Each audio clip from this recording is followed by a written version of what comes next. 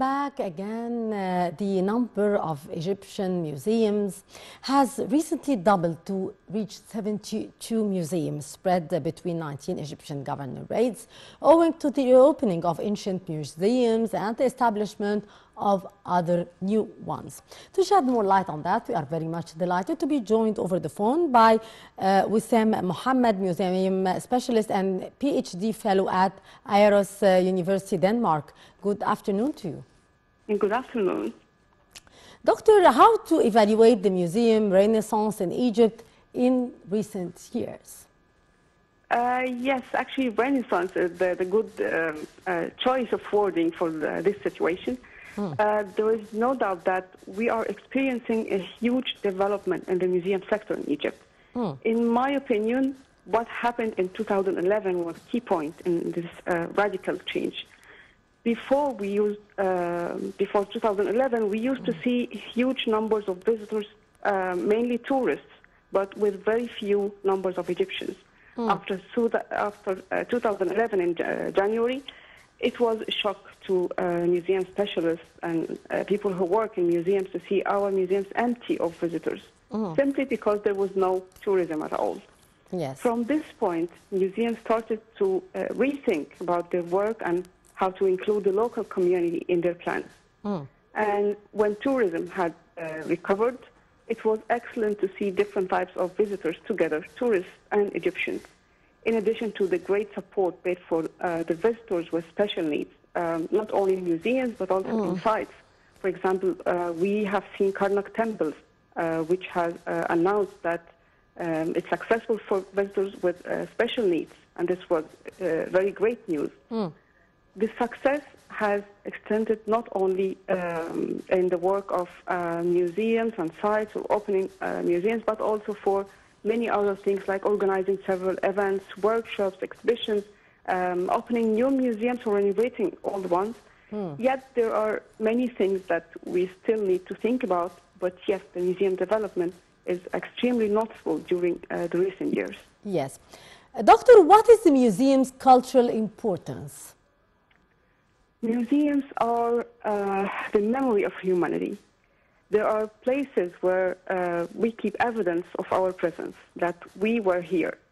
But it's not only about the past, it's about the present and the future. There are several types of museums and collections, and the more important is how we introduce all of this to the public. It's not only about the collection, but how to connect the collections with the people, and how we offer an inviting environment for education and entertainment, and a safe platform for discussions and critical thinking. I now remember a friend of mine, he's from Libya actually, he used to say that a city with no museum has no future. And I can see a good point in his idea. Yes. Doctor, how do you see actually the distribution here of the museums in Egypt, across Egypt, I mean? Yes, if we are talking about locations, I can say that Cairo and Giza, of course, keep the majority of the most important museums, even for the new projects like the GEM or Dynamic. This can be understandable, considering that we are talking about the capital city of Egypt. But I believe that we still need to open museums in other locations. Yes, there have been some new museums opened recently in other cities like Sharm el-Sheikh or Hurghada, but we still need to raise the number of those museums. And there are other cities with no museums at all, such as Mansoura, for example. From the other side, I think we should start a strategic plan for opening a number of non-archaeological museums. Yes. Because Egypt has a lot to show, and there are so many ideas that can be transferred to or into successful museum ideas, such as music, games, sports, cinema, and so on. This will definitely enhance the cultural life in Egypt. Yes. Doctor, actually, some of the Egyptian artifacts were being stolen, and the government actually is making tremendous efforts in order to recover them. What are your suggestions and proposals to protect the Egyptian artifacts from the illegal trafficking? This is very, very important. Actually, it's part of my PhD research, and I can tell that it's not essentially a matter of security, as much as it's a matter of disconnection between some members of the local community and their heritage, mainly due to the long colonial strategies, by the way. Yes. Egypt's antiquities are very important, not only for Egypt, but for the world, for what it can tell us about the civilization of human beings. Therefore, it finds a high demand in the black market. Everyone wants Egyptian antiquities. Yes. To stop the antiquities trafficking abroad, we need to take some actions inside Egypt. I believe that this is an issue that must combine every aspect of our lives. I mean, education, religious talks, media discussions, social media trending, because this is how to change the mentality of people and how to teach them on the value of their heritage and why it's important to preserve. And of course, this should be supported by the laws and regulation, in addition to the management of antiquities. Of course. Actually, Egypt has recovered a number of antiquities during this year. What are the most important of these pieces, and can the rest of these pieces in the world's museums be recovered as well? From the archaeological aspect, I pay the same respect to all of them, of course. So I cannot say that there is one object that can be the most important of them at all, but there is one case that actually started in the recent years and still leading to more objects.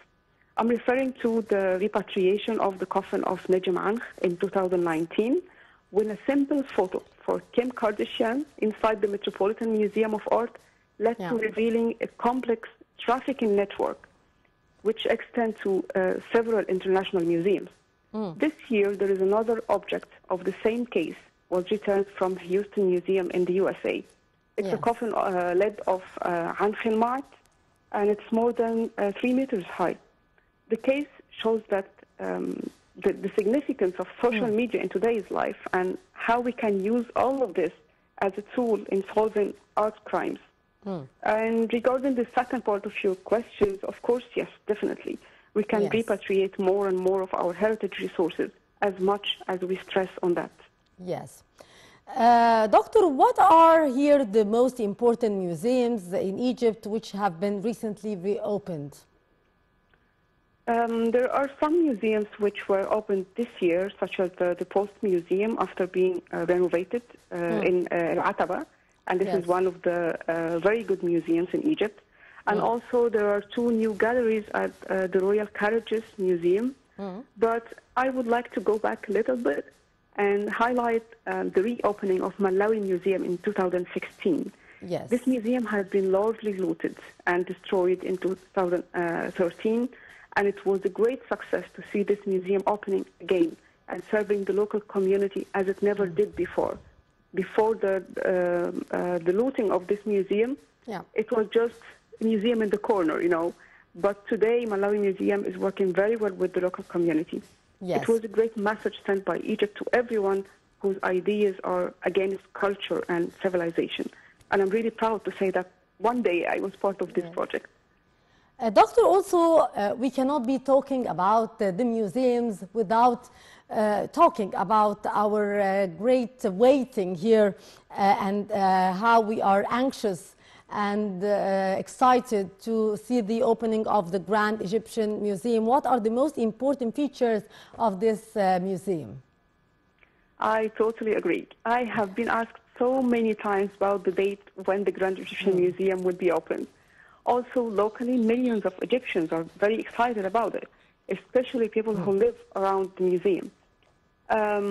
Regarding the features, I have to say that the most important feature of this museum at all is seeing the collection of King Tutankhamun complete in one place for the first time.